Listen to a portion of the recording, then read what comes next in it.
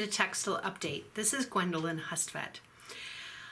We are going to discuss silk as part of this textiles course. Silk is a protein, silk is a protein fiber. Wait, maybe I need a drink. Okay. Silk is a protein fiber that comes from an insect. So unlike all of the other protein fibers that we're going to discuss that come from animals, silk comes from an insect. It's not the only insect we can get a fiber from. You know, spiders, they make silk. They just are really, really bad for production of fibers because of the whole like cannibal eating each other problem. Means you can't really wrench them easily. When they do finally cooperate, they create huge, elaborate, disgusting, like cocoon forest-filled things. I saw a video about that once. But for the most part, we just can't use spiders for silk.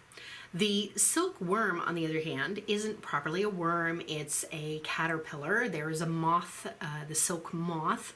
It lays eggs, and then the eggs hatch into the larvae phase, right? And the larvae eat plenty of leaves. We feed them mulberry leaves because they're really tasty, part of the silkworm diet, silk larva diet.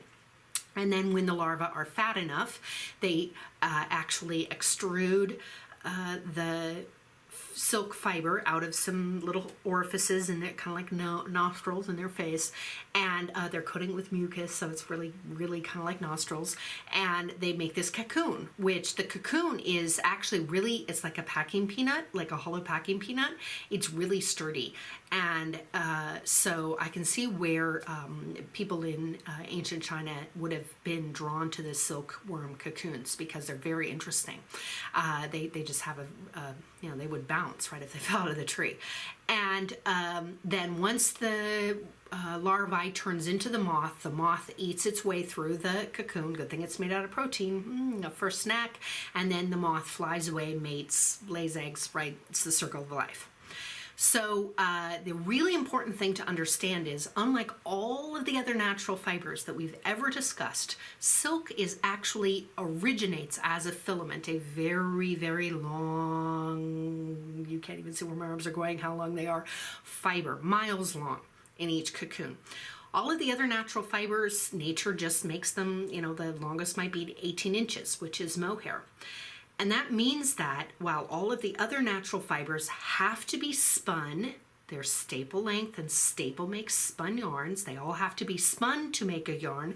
The silk can just be left as a long filament and woven and be very silky, right?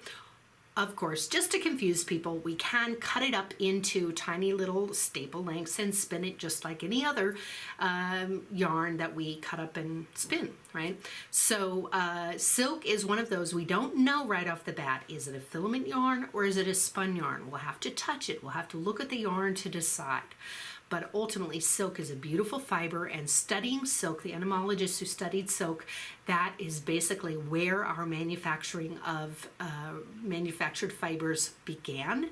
Our understanding of how the silkworm did it led us to understand how we could do it as human beings. So it's an incredibly fascinating fiber to study. Super. Well, I don't know. I mean, do we like super? I'm just still not sure.